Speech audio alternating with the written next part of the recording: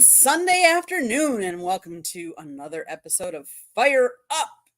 It's with me, Miss Candy, and Mr. Smokin' Jeremy B. How are you, Smokin' Jeremy B? Any day I wake up is good, because it's better to be seen than viewed. This is true. That is very good. That is very good. Well, we are in the middle of Super Wild Card Weekend in NFL football. What better weekend is there? Super Bowl? That's about it. The only thing with Super Bowl weekend is it's just one. You have all this hype, But all this, it's the game is what I'm getting at. I know. This the playoffs are great. Yeah, Will Vogel's team, the Panthers, couldn't sniff the playoffs.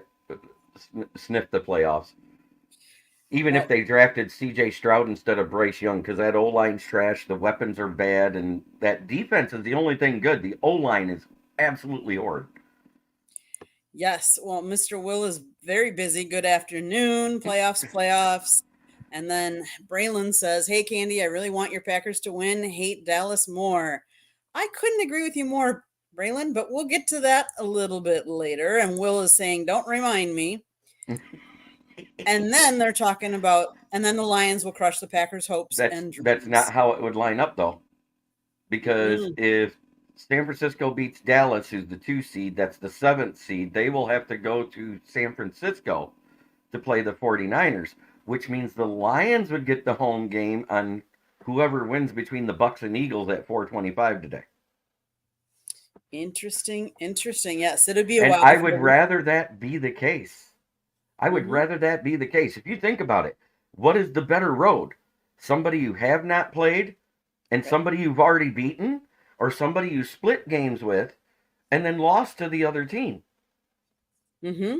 I would rather the Packers win and go play San Francisco, Yep. maybe cause a couple little minor mishaps because they're angry and playing with a Hmm. little fire on the Yes. defensive side because they're trying to save Joe Barry's job again. Yes. 8 games of Well, despair and misery, and then all of a sudden, boom, the Packers play on defense. I know. It gets to that point where Hasn't it it's. been all 3 years with them now? Hmm. Okay, Oh yeah. I'm just making sure I had Hmm. my I's dotted and T's crossed with that. Yes. Well, let's recap yesterday's games before we go into really today's games and tomorrow's games, especially since they moved one of the games to tomorrow. But let's recap. Let's start with the first game yesterday. The Browns at the Texans. The Texans showed up, the Browns didn't. They were still on the plane. That's all I can say. It amazed me. Here you have the rookie quarterback against a veteran quarterback, and who lights out did played better. Not just a little bit, but lights out. You would have thought the veteran, but no, it was not the veteran. CJ Stroud did everything to Joe Flacco did to Davis Mills in the previous meeting. And like I said, because CJ Stroud did not play, that's the only reason why Cleveland barely won that game. It wasn't a blowout. It was a barely got by them. I think it was less than 7 points. And CJ Stroud is that much better than Davis Mills. That proved it to everyone. Oh yeah. Plus, they were at home. I do think there is an advantage at home, and I hate to say that because we're going to talk about Dallas later, and Dallas obviously has a big advantage playing at home because they've just been playing better at home. But there's something to be said about playing at home unless you're a much better team. And I think when you're an evenly matched, because we kind of all thought they were kind of a little more even, but when you have that little bit, that little edge is that home field advantage when you think it's an even game. Yeah. And James Burgess said it best. Joe Flacco went limp. I have a nickname that goes with that. Oh, If you want to hear it, I'll let it out because it'll get some laughs and some reactions. It's already been on my show a few times, and it's not cussing. It's Joe go ahead. Placid. Hmm. Oh, yes. The Browns defense was really suspect for the number one defense. They really didn't. They weren't proving The themselves. crowd made it hard on the offense and defense. Um, if you looked, every time, every time they were in the huddle. That crowd was loud. And that's exactly what, and jumping forward to tonight's game with the Lions, that's what David Montgomery wants the fans to do to the Rams. Because if they're in the huddle, whether on offense or defense, it makes it hard on them because they don't know your play calling. Exactly. Exactly. Um, I was really surprised that Texans defense really came to play too. You know, as bad as that offense has been off and on, the defense has actually been middle of the road to very good. Mm, yes. I mean, I don't think they've been ranked ever since they've been there, lower than 15th in the league. And if you think about that, they've only made the playoffs one other time than this, and that Hmm. was with Deshaun Watson. The Texas O-line was underrated, was the biggest takeaway I got from that game. They had Garrett out of position all night, runner pass. Yeah, That's I mean, cool. Larry Tunstall was doing a job on Myles Garrett. I was enjoying watching it. When he got hurt there for a minute, I was like, oh no, this might not be good. And instead of sticking him on the backup, they rotated him to the other side. And I was like, well, that doesn't make any sense. Hmm. Why take him away when he just got at least two or three plays that he Right. might be able to take on a guy not as caliber as Laramie Tunstall? Yes. And then we had the fourth coldest game in NFL history played last night. And all I have to say is, as much as we all thought it might be a sold out stadium, they said it wasn't sold out, but they also said that you would not have been wanting to sit in that upper section. The bottom bowl wasn't as bad, but the upper section, because the wind was blowing, that it was negative, what, 27, 20, 30 below zero with that wind. And Yeah, just it was sitting there, negative 23 at the start of the game. By the end of the game, they said it was in the 30s below zero. that was just crazy. And we saw a kind And, of the and game that we thought we'd see from Miami in that kind of cold weather. They're just not a cold weather team. when you're play for a place that averages 72 degrees year round, Hmm. and you go to a place that averages negative 10 from January through March, you're not going to play well there. No, no. And let's face it, Miami did themselves in the last game of the year. Losing to Buffalo made them go to Kansas City. Hmm. And had they done better down the stretch, the end of the season, they would have had some momentum, and they didn't have any momentum, and it showed. First half they hung in there a little bit, but second half they were totally demolished. And him talking about Mahomes' helmet shattered, it shattered more to the cold than it was the hit. Because that was a glancing blow. If that had been a direct helmet to helmet hit, targeting would have been called. Right. I agree. But it was crazy to see the helmet shattered. I'm like, I I, saw that. they almost wanted to put him in concussion protocol. You saw that. They Mm-hmm. made him call timeout and change his helmet. Yes. And then he was complaining because his helmet wasn't the new helmet didn't fit the Right. same. Yeah, it didn't fit him right, and he didn't feel comfortable in it. He'd have rather had the one with the, because all it was the shell. The helmet Right. itself wasn't broken. They have a shell. Yes. Well, and it was so funny because we were watching the first game, and the first game was previewing the second game, and they were previewing how Taylor Swift was going to be out in the elements in this at this cold game, and I'm like, oh come on, she will not be out in the elements. She's going to be in this cozy little suite. It's heated. It's yes, it may not be as warm as being in a house, but really, so yes, you're James. I'm so happy that Taylor Swift had a nice, comfy suite. And number one candy, MIA screwed this up at the end of the regular season. Yeah, Yes. no, he gave you a +1. He does Plus one. scoring for good comments. Thanks, James. I appreciate that. Yeah, Yes. and Miami did screw it up. They shouldn't have rested their starters versus Buffalo in that Week 18 game. And I have said this going into the wild cards. The teams that rest their starters in Week 18 tend not to do well in the wild card round. They're fine if they make it to the division round, but there's only been 5 winners of teams that's rested players in the wild card round, and even Candy knows about this from the year they rested Rogers and company. Oh They yeah. lost the last game, went in and lost in the wild card, and was bounced. Yes. There's something to be say about continuity, and it just, yeah, you're It is right. why I agree Dan Campbell should have played the starters and gone for the win, and pull them at the right time. I Yep. mean, once they had that two score lead at the beginning of the fourth quarter, and Mullins and company drove down and scored and made it a 1 score game, you can't take your starters out. If it was a 2 or 3 score lead and they didn't score on that drive, then Hmm. yes, you could have pulled your starters on offense, but you still want your starters on defense to stop them. I agree. I agree. Well, let's get off the Miami warm or cold bandwagon, as 0 we and should say. 5 in degrees under 40. Oh yeah. There is a little bit of breaking news, or that JJ McCarthy is declaring for the NFL draft. I don't Who think that's said a that? surprise. Who said that was happening? I was going to say, I don't think that's a surprise.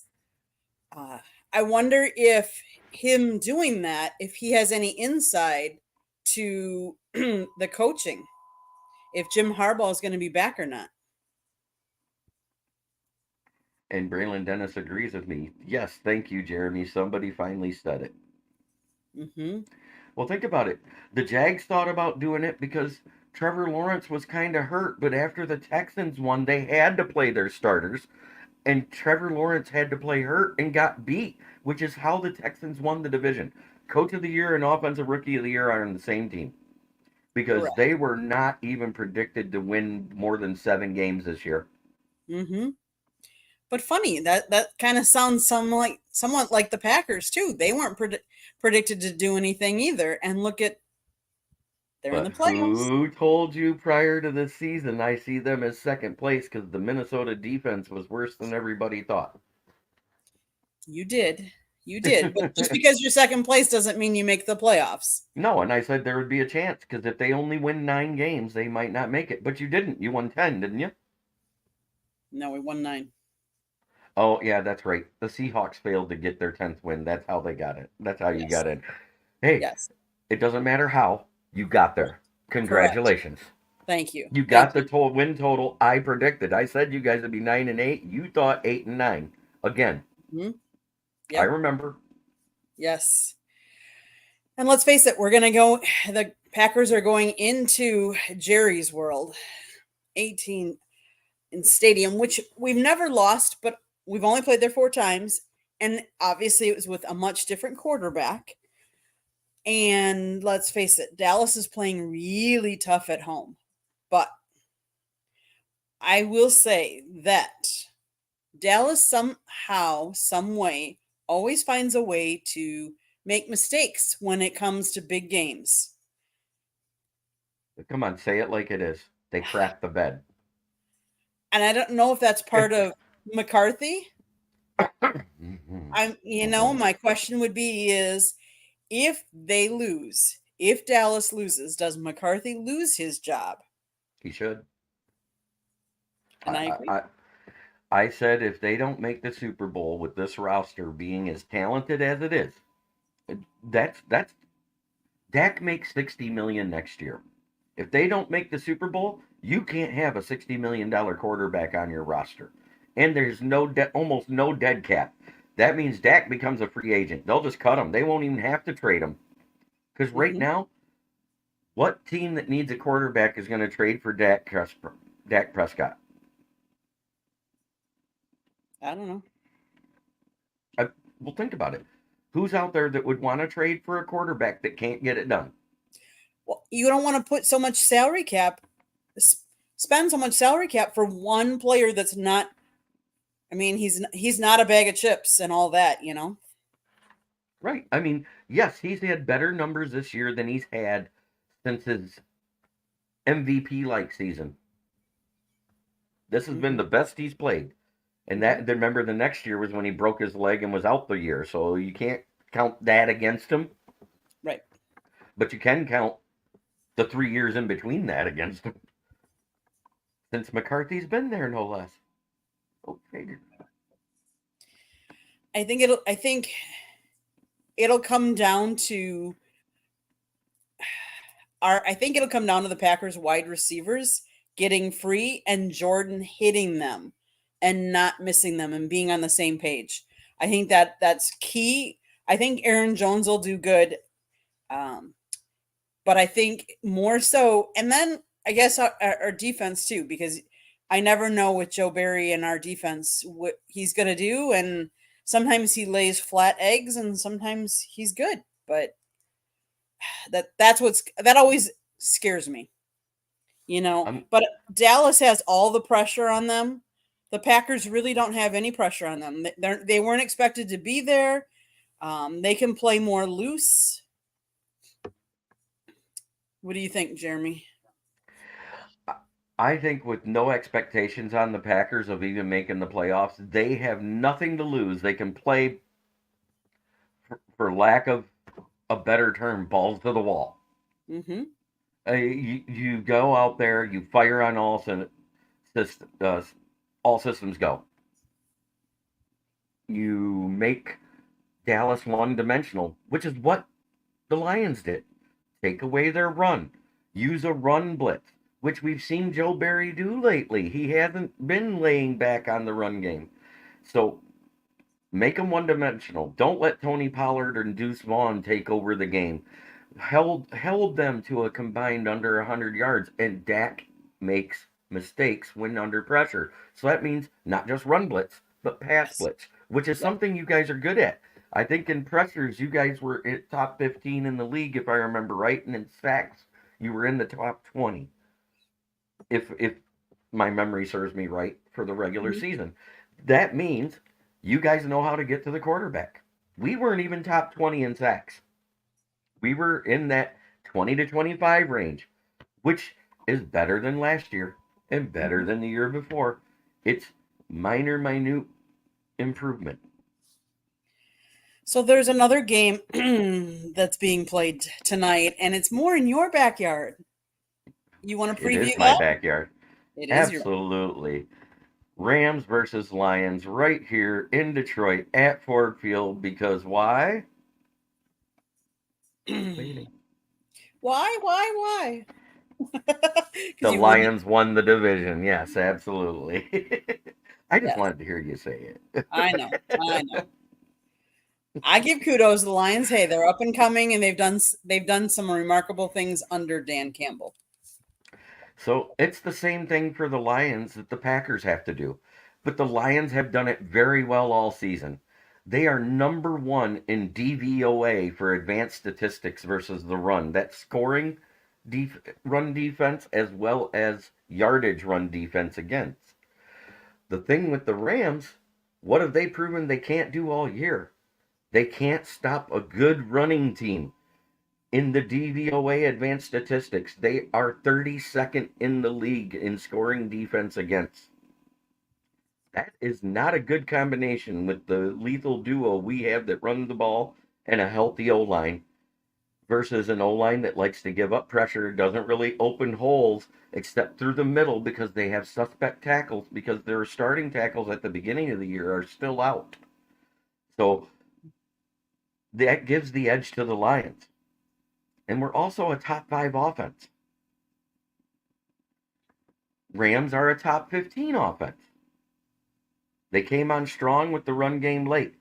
But if you hold Kyron Williams to 70 yards, which is what we've done to every superstar running back all year, 70 yards or less, Matt Stafford makes mistakes. They're 1-7 in that situation. I think you guys can pressure Matt Stafford, and I think that will really help you guys. Dan Campbell in the play calling that he said he was taking over after the Chicago game, it has shown that his hand is on this defense because we became 100% more aggressive than we had been all year. Hutchinson went from having 6.5 sacks to ending the season with 11.5 sacks. Actually, no, it was 5.5 to 11.5. So He got 6 sacks over the last 4 or 5 games. That's a huge. It's both quarterbacks, as much as I hate to say it, are absolutely garbage versus pressure this season. Mm-hmm. Matt Stafford is 31. Jared Goff is 29th versus pressure. Stafford has thrown a couple more interceptions than what Goff has this year. So they're pretty much even in that category. But our O line is healthy, their O line is suspect. So it leans towards a Lions win. And I know every single staffer with Dan Orlovsky on his podcast picked the Rams to win. Guess what? Every single one of them picked the Browns to beat the Texans too. There's a reason why we play these games. I mean, let's face it. I think the interesting comments that a lot of people have said have are how many Stafford Lions jerseys will be in attendance. I don't even care. That has no bearing on how the game is played. I And if know it does, if it does, that means that the players are not paying attention to the field and they're paying attention to the stands. that's true. This is That's Jared Goff's team. It's Jared Goff's town. We embraced him now. He did something Matt Stafford was never able to do with much less roster that Stafford had in a lot of points in his career here. Not towards the end, but I'm talking about when we were going good during the 3 playoff runs. That 2014-15 team was one of the best rosters in the league. Number 2 overall defense, number 1 rushing defense, number 2 in NFL history. I. Your point. Part of it is too is coaching as well, because you didn't Yes, have Dan Campbell, and as much as I like Dan Campbell, don't get me wrong. I think sometimes I definitely disagree with some of his very aggressive coaching. I would say he, some of his calls. I agree. I mean, he went on full tilt after the bad call at the end of the Dallas game, and I don't really blame him. I would be on full tilt too. And if anybody says they wouldn't be, they've never been in that type of pressure situation. You go full tilt when something goes off kilter, and you do the same thing. Right, but there were some other times in some of the other games when he went for it, and I'm like, I don't know that I would have gone for. I would have gone for the points, and stuff. I obviously I'm not a coach, so obviously I don't get paid lots of money like he does. So but I do think he does gamble a lot more than a lot of others.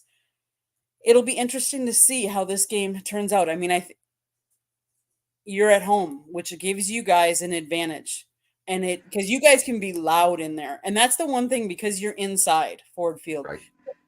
The loud factor takes it to a different level than an outside stadium would. And Kelly Stafford was mad because we didn't have a suite available for her and her friends, so she's doing a friendly get together at a tavern near the stadium instead with her friends that came in from out of town.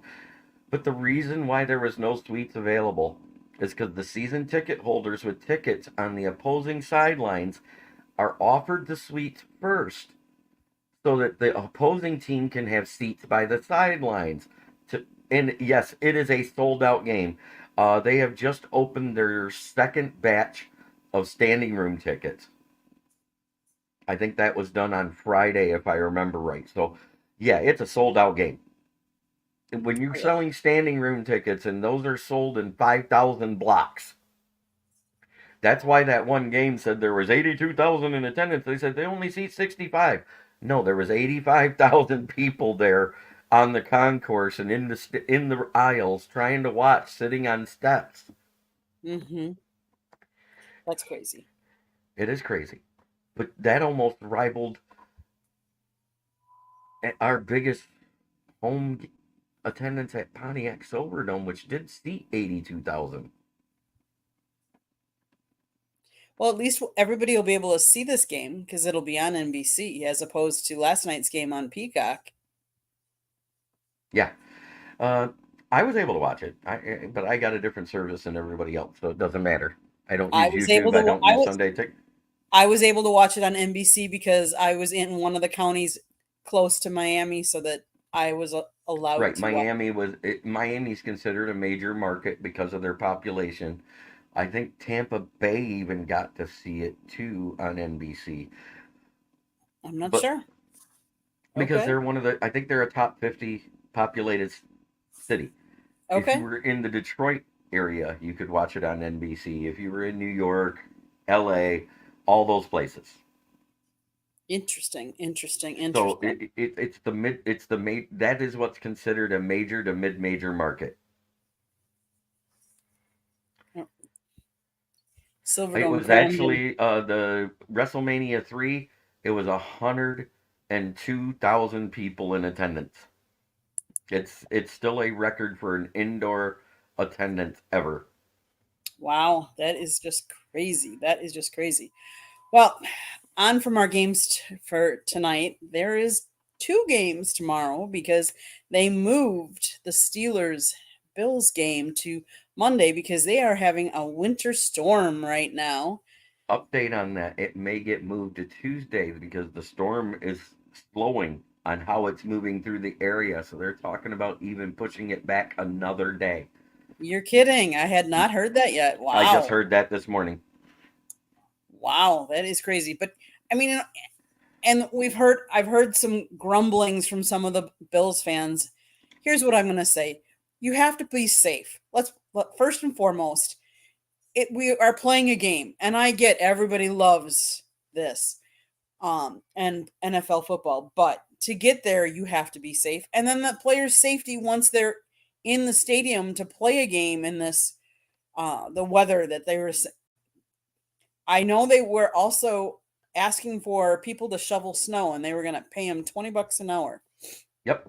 And Bills Mafia tried to keep up, but overnight it changed to freezing rain. And once it became a layer of ice, shoveling's not going to work. No, Trust you me, are I know. We correct. dealt with it here Friday night. Ouch, ouch. How was the weather there today? -9 with the wind chill. Ooh. It's a bit brisk. How warm can they warm Ford Field? Ford Field's completely sealed with like really good heaters. They'll Okay, probably have it some. They usually try to keep the temperature between 68 and 72 degrees. That way, okay. when it fills up, it doesn't get too humid because that slit turf becomes slick when humid. So I'm quite sure they'll have the thermostat right at 70 till people start to show up, and then turn it down to 69 to keep the humidity down. And then Mm. the body heat will keep that feeling like 73, 74 degrees the entire time. Okay, back to the Bills game. Who do we think is going to take that game? I think it's going to be a case of the division winners winning all the wild card rounds in the AFC. I don't see Mason Rudolph and a TJ Wattless defense beating the Bills. Yeah, I think with TJ Watt out, that's a big blow for the Steelers, and they've been playing so erratic. I would say this year that I agree with you. I agree with you. Do we think Tomlin will come back then? Tomlin was talking about retiring after this season before the season even started. He's tired of the grind. He wants to spend time with his family. His kids are getting older. He's missing their childhood. He talked about all of this. And he's also talked about the attitude of the fans that want him gone. It wears on you. It has to. I'm Mm-hmm. quite sure Matt Patricia is still sitting somewhere with scorch marks on his butt from the things we said about him. That that's true. As you, Matt Patricia. Yeah, I that's my favorite name for him, but I was being polite. Their team is know. in the playoffs. But guess Yep. what? That bend don't break defense looks exactly like the defense he ran with the Lions. It's not working. They've lost 4 of their last 5. And that's the other game that's on tomorrow night. You know, I think Sunday with most of Americans that work Monday through Friday having the night off, they actually got it right putting the Lions and Rams in this prime time slot versus the prime time slot on Monday. Because on Monday, you have to go to work the next day. Half the viewers are probably going to check out if the game's over in the third quarter. Mm-hmm. If it's a tight game, they might stay up and watch the whole thing, but it'll really be the Philadelphia market and the Tampa Bay market that stays up for the entire game unless you're a diehard football slappy like me. I agree. I agree. I think the better games are tonight, and I think that in both games, well, at least, and I hope so. Let's put it that way too. I mean, for both of our sakes, that I hope. But I really I hope they're really good games. Like yesterday's games, the Browns game was good till half, and then after half, it really was very one sided. Very The one. back to back pick sixes by Joe Flacco, that sealed their fate. I Yep. knew they weren't scoring another point. I Right. didn't even have to watch the rest of the game. Yep. I just watched the score roll on the Google pinned scoreboard on my phone. Wow. Well, look at all these people that are commenting. I love it. I love it. Thank you, everyone, for watching so far. I'm going to take a little station identification here, break, and say that we are live on Facebook, LinkedIn, Twitter, and YouTube.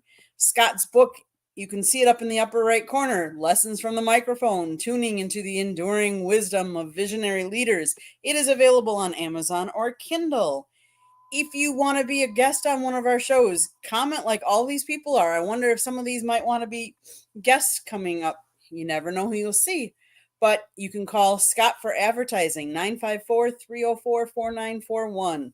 If you like listening to podcasts, our audio version can be heard on iHeartRadio, Amazon. I'm not Amazon, sorry. Apple, Spotify, Google, or wherever you get your podcasts.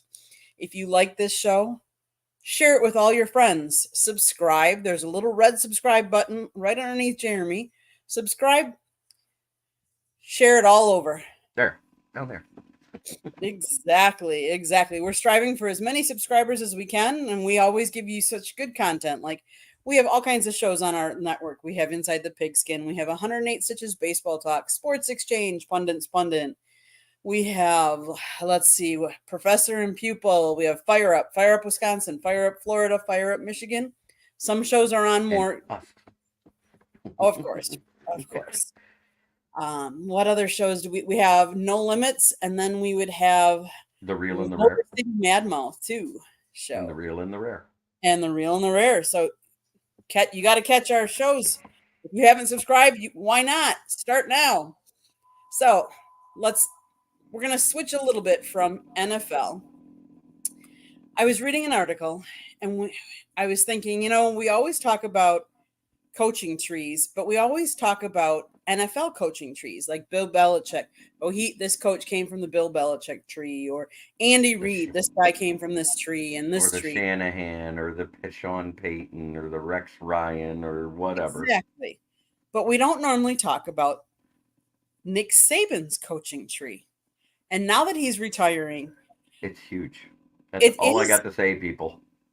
it is, and I was so surprised. And I was reading an article that said thousands of players have played for him. And Hmm. there's obviously lots of great players, but we don't give credit to the coaching tree that he actually has, and that's where he really made his mark, is what a lot of people are saying, and we don't give him credit for that. And a lot of his coaches have been very successful, I might add. Some of them not so much. But the Hmm. Saban coaching tree, just from Alabama alone, that's from 2011 to present. There's been 20 different head coaches and coordinators that have came out of there. So let's 20. read off some. Okay. In 2023, Lance Taylor went to Western Michigan. 2022, Ron Cooper and Dan Lanning. Ron Cooper went to Long Island University. Dan Lanning, the current head coach at Oregon. That's why he was a favorite to get the coaching job there. Joe Judge, former head coach and currently couch sitting after being fired from the Patriots this past offseason. New York Giants. Phil Napier, Louisiana Lafayette. Jeremy Pruitt, the guy at Tennessee, who I wouldn't mind seeing if Ben Johnson's not a coordinator at Detroit, just saying. Um, Mike Loxley, Maryland. Lane Kiffin, Florida Atlantic. Mario Cristobal, Oregon. Major Applewhite, Houston. Jeff Collins at Temple. Jim McElwain, Colorado State. Kurt Signetti, Indiana, Pennsylvania. Uh, Eric Keesaw, Fresno State. Mike Losley, Maryland. Steve Sarkeesian, Texas. Brent Kay, Georgia Tech. Lou Spanos, Connecticut. Butch Jones, Arkansas State. And Charles Huff at Marshall. That's 20 just from the Alabama tree. Well, and then there's Jimbo Fisher. He was under Saban. Kirby Smart was under Saban. Will Muschamp. Let's see, Mark D'Antonio. He was under. There was a couple of other big ones that I The thought. ones from LSU specifically: Kirby Smart, Adam Gase, Jimbo Fisher, Derek Dooley, Mel Tucker, Will Muschamp, and Michael Haywood. From his short stint with the Miami Dolphins: Dan Quinn, Mike Mularkey, Jason Garrett, and Scott Linehan. That is such a list of coaches. At MSU is Pat Shermer, Josh McDaniels, Mark D'Antonio, Morris Watt, and Bobby Williams. And then from his time at Toledo, it was Tom Amstutz, Dean Pease, and Lawrence L.C. Cole. All of these guys were either a high-end coordinator or a head coach with some moderation of success in some way or the other, with the exception of Joe Judge. And you never know. Joe Judge might come back and be successful with another team. I mean, right now, no, but you never know. And he was an assistant with Bill Belichick. So he actually comes from the Bill Belichick coaching tree. He was under him. Think about that. Everybody says, oh, Bill Belichick doesn't have one successful coach. They all forget one of the last years when Cleveland was there, before that team shut down for a while, they were there. Yeah, Rex Ryan is all in. He's one of the few national pundits, other than Kyle Brandt of the NFL Network, with the other guy, the young kid that loves Brad Holmes and did the interview with him prior to the season. I can't think of his name. It was Kyle Brandt and Peter Schrager. That's him. They pick the Lions to beat the Rams. So those are three guys I actually like their opinion. And I like the way they talk about it. And they're not Lion slappies. They're Right. Dan Campbell and Brad Holmes slappies. Yes. Yes. Oh, that's what I said. Listen. No, you said he coached with them. He Yep. actually was an assistant under Bill Belichick at the time. Mm-hmm. Yes. So it wasn't really coaching with him, it was coaching for him For still. him. Because Mm-hmm. he was the linebackers coach and Saban was the assistant linebackers coach at that time.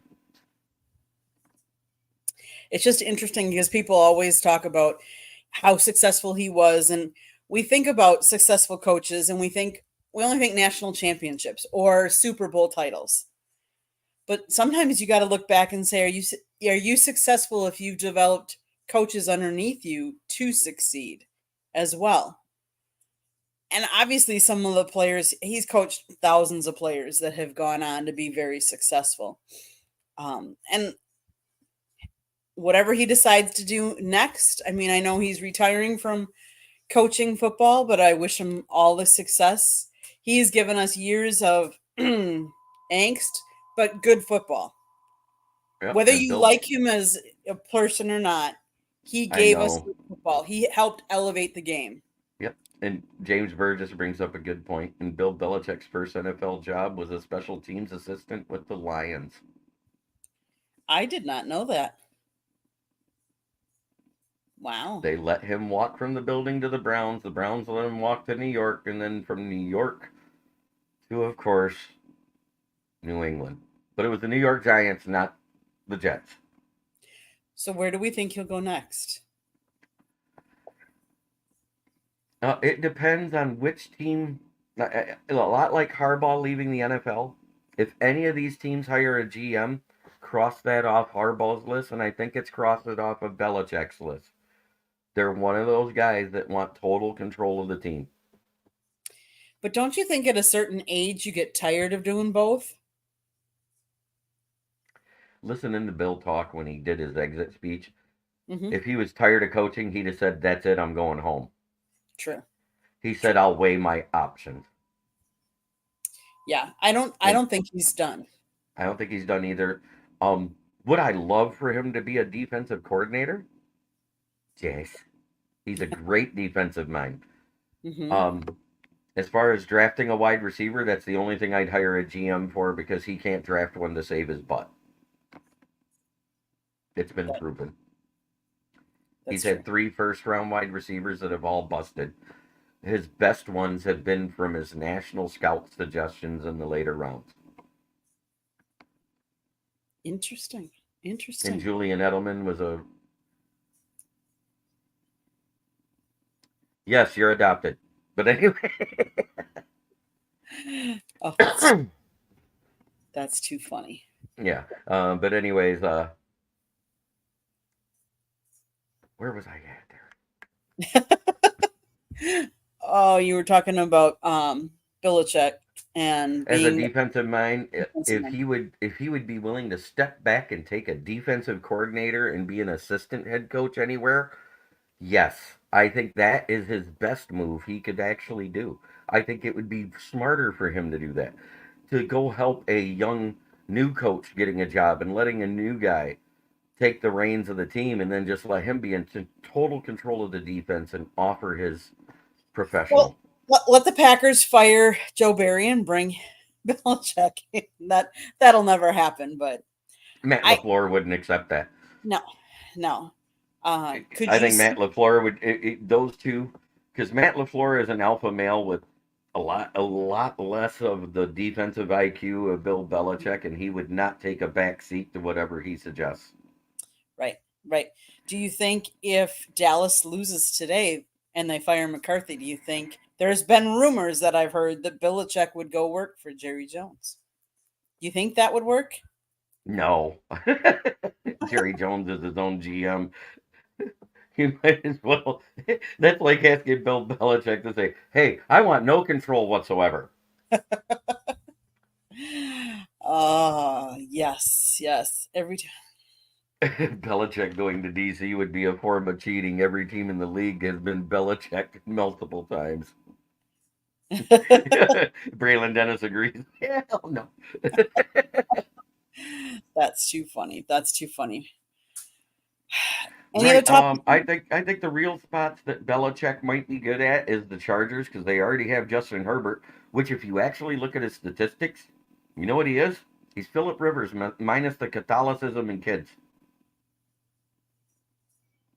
Okay.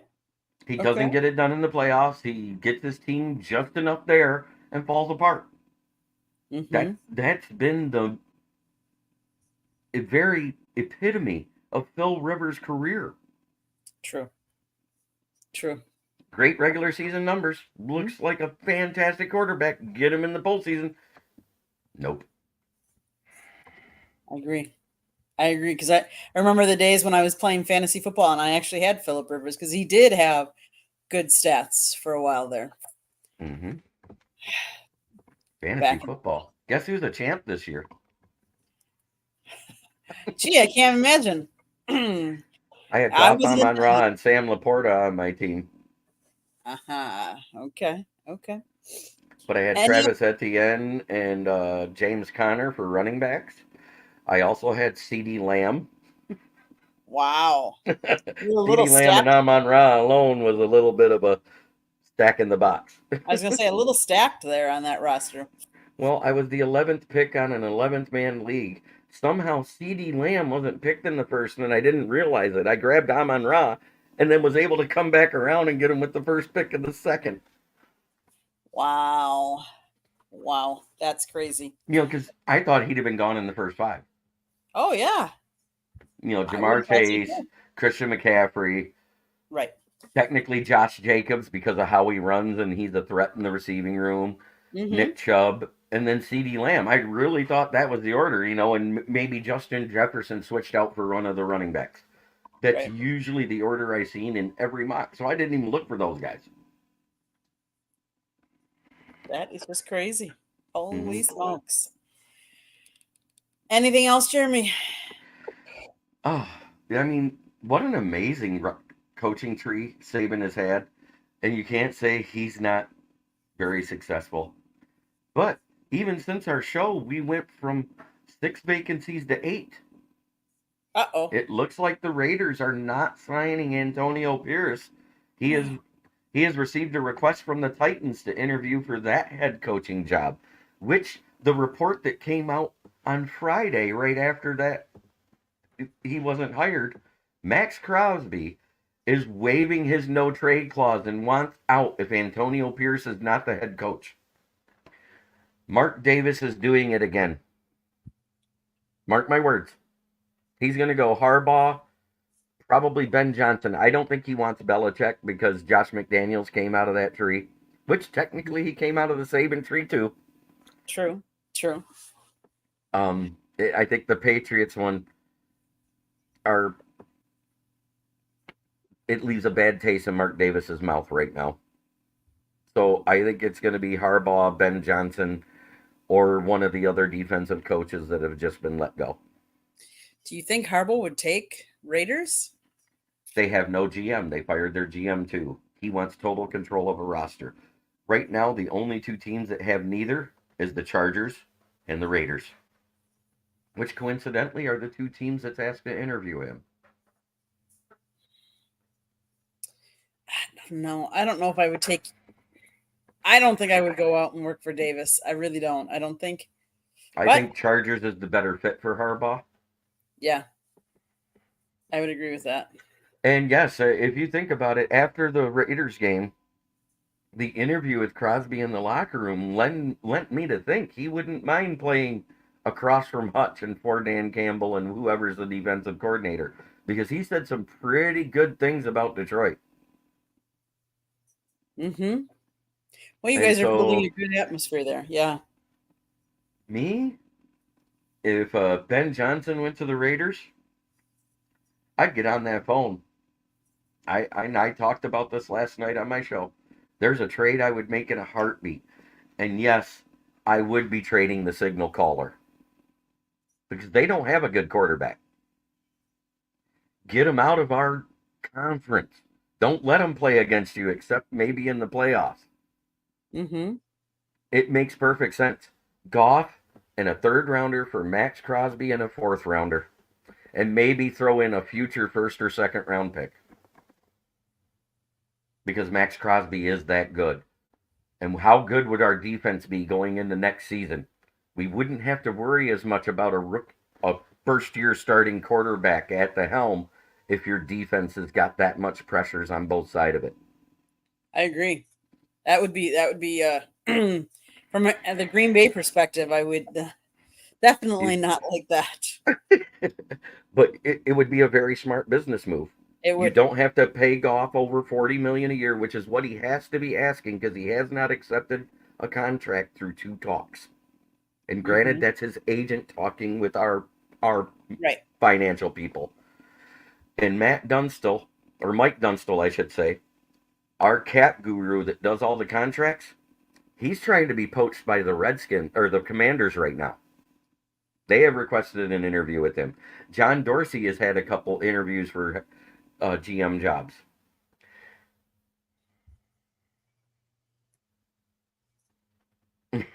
Hey, James Burgess is exactly right. Max Crosby means Aleem is facing a single blocker, basically 90% of the snaps. Juicy. If it's to get Max Crosby, I would trade whoever's on this roster they wanted, and they need a signal caller. I'm trading Goff. Yeah. I don't think Goff is a good quarterback. He's manageable, but I don't think he's not an elite. So he's expendable. I mean, and whereas I would say Max Crosby is elite. So yes, I agree with you, Jeremy. I would trade him in a heartbeat. It has to do with business. A $20 Mhm. million pass rusher or a 45 plus $1 million quarterback. I'm taking a 25 million pass rusher with a 33% success rate all day. And let's face it, you could even if you draft well, there is some quarterbacks out there in the draft. And look what CJ Stroud did. I mean, he's granted, he's a very good quarterback, but he's a rookie. And if you can develop a rookie quarterback, and if you also have to have an offensive line, because I do feel Carolina doesn't have, they didn't do anything for Bryce. But Mm-hmm. They I didn't. think They that got makes, rid of their number one weapon. They yep. signed a bunch of number twos, Hmm. and they didn't address the O line until like the fifth round. Right. It was a mistake compounded by a mistake compounded by a mistake. Guess who else did that? The Bears. Hmm. They Yeah, let Allen Robinson walk, who was their best wide receiver at the time, you're right. traded up to draft Fields, and gave Yep. him no weapons for 2 years. Right. I mean, Darnell Mooney came on the second year. Big deal. Hmm. It didn't help them a lot. And now they got DJ Moore, but their O line's still sus because it's very injury prone. And That's why that's, they struggle. I agree. I agree. And let's face it, that Aaron Rodgers kept saying all those years, I need weapons, I need weapons, but you also need people to protect yours. You need a good O line, because if you do not have an O line, you, unless your weapons are that quick that they're breaking off from the guys right away, you don't have time to throw. I mean, if you sat back and watched some of those throws in some of those games yesterday, some of them they had all day. I was There like, was times when Stroud had over 5 seconds to throw. There was 3 throws I could see by Mahomes where he had over 6 seconds to decide to throw the ball or run. It wasn't yes. even the pocket wasn't even breaking down. He was just manipulating the pocket for 5 6 seconds. Oh, there's Rasheed Rice. Oh, there's Kelsey. Mm-hmm.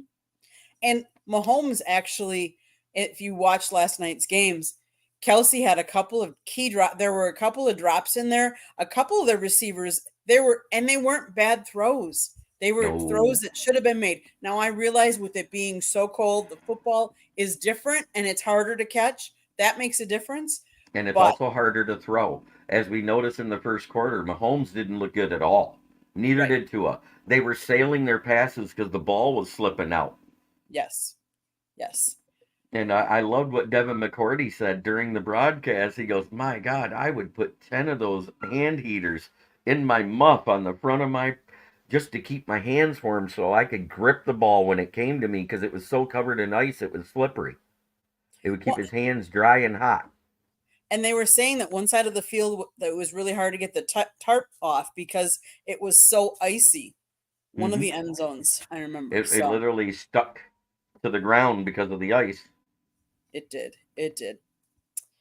Devin Wow. Bynum comes in and says, "Good afternoon, everyone." James Bridges says, "I really like golf, but he's also an asset. Yeah, I'd take Max and see what Hendon can do." He agrees with us. I mean, it's not about saying golf's bad. It's not Mm-mm. about wanting to get rid of golf. It's about wanting to improve the team. Right. Because a quarterback, no matter who it is only as good as the team around them. Mm-hmm. Unless they are Aaron Rodgers, Tom Brady, or Elite and you quarterbacks. really you have to start to question, is Mahomes the lead anymore? Because he Right. does not elevate the play of those around him. He has not been as good since Tyreek Hill left. I would They've agree. won more due to their defense lately than because of Pat Mahomes. I would agree. I would agree. I mean, he's on that borderline. Yes, he's done elite things for Mm-hmm. someone so young, but he's had a great team around him to do it. Exactly. I mean, Juju Exactly. Smith Schuster isn't that great of a wide receiver anywhere else, but he was the best receiver last year, and they let him walk. Hmm. Nope. I would agree. I would agree. Um, I don't. There, like you said, there aren't many quarterbacks that I wouldn't be able to move on from because there aren't as many elite ones anymore. And I don't even know if I'd put Aaron Rodgers anymore in that. No, I'm Aaron saying Rodgers is Aaron very Rodgers, successful. how he played through his prime is Yes. basically done. If Right. you look at how he played through his prime, he was elite. Dan Yes. Marino was elite, but they never had an elite team around him. That's the biggest example of this. You look at that, he went to the Super Bowl, didn't win it. Matt Stafford had an elite team around him in 2014-15, but due to bad play calling and bad coaching, even less than the bad call. The bad call was just the icing on the cake. You Right. can't score 3 points offensively in a half and expect to win a game. Right. Right. I mean, let's face it. A lot of people would have Mr. Irrelevant, Brock Purdy won last year. He's not an elite quarterback by any stretch that I would say. He's And got yet, elite numbers because he has elite players around him. correct. Correct. And we all saw if Trent Williams goes down, he's not good. Mm-hmm. Exactly. 3 games Trent Williams missed. Only 1 for Debo Samuel, only 2 for Christian McCaffrey. He couldn't complete over 60% of his passes. He threw more picks than touchdowns and lost 3 games straight, including one to Minnesota they never should have lost. I Not with the agree. talent on that roster defensively. I agree. Well, Mr. Jeremy, this has been real fun, and look at all those comments in the. I appreciate all those comments in the chat room. Any final closing thoughts? Let's have a great game tonight. Go Lions, forward down the field, ram it down their throats, and yet, at the same time, try to be a better person than you were the day before, because that's the only way to make the world a better place. It starts in here. Much love to everybody. James Burgess, Braylon Dennis, Will Vogel, Devin Bynum. You guys were great in the chat. Love every one of you. Go Lions. I'll be at the Lions Den cheering them on because I got my first invite to an invite-only Lions Club. Wow, nice. So, how can people get a hold of you, Jeremy? Well, you can find me right here on the South Florida Tribune channel, on this show, the other fire-ups we do, or wherever Scott needs me. You can also find my writings on the SouthFloridaTribune.com under the Motor City Tribune with my name, Jeremy T. Ballrick, there, as the list of authors underneath great authors such as Scott Morganroth and George Eichhorn. You can also find me on Twitter at Smokin' Jeremy on X. You can find me on Instagram at Smokin' Jeremy B, and also on Threads at the same name. Awesome, awesome, awesome. Well, if you enjoyed this broadcast, please hit that red subscribe button if you haven't already, and go check out all of our other shows. Share them to everybody that you know that you think would like them. If you want to comment, like, share the broadcast. If you want to email us because you have a topic ideas or anything like that, you can email us at southfloridatribune@gmail.com. You can listen to the audio version on iHeartRadio, Apple Podcasts, Google Podcasts, Spotify, wherever you get your podcasts. You can always go to www.southfloridatribune.com. You can read Jeremy's writing, Scott's writing. We have all kinds of writing. We have transcripts. We'll have the Dolphins transcripts up as soon as we get them. Lions transcripts, Jags transcripts. You'll see some of my photography when I get out on the field and take pictures.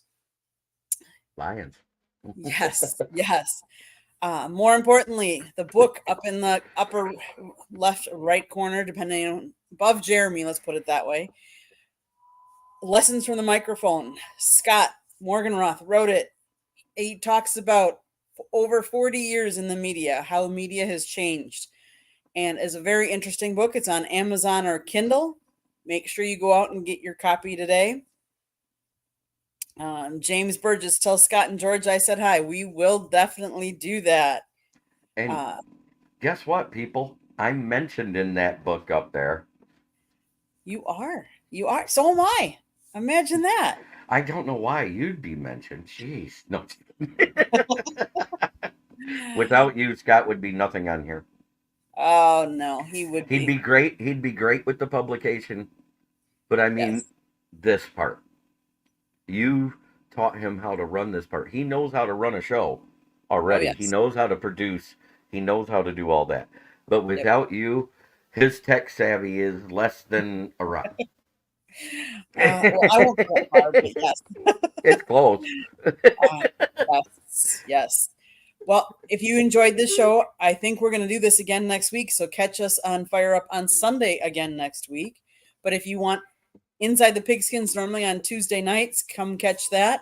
Pundit's Pundit is on Thursday nights, and Sports Exchange is on Wednesdays. That's the flagship show on the South Florida Tribune Network. Well, everyone, thank you so much for commenting. Thank you, Jeremy. It's been a pleasure talking about your team and my team. I do have a little green on, so I am my Go Packers today, and you have your Lions, so go Lions today. May both our teams win today. Go Lions. Go Pack. Yep. I don't say Have a go great. pack go. I'm sorry. That's okay. You don't have to say go Pack Go. I can say that. I want everybody to have a wonderful day and enjoy the games. Thanks for tuning in today.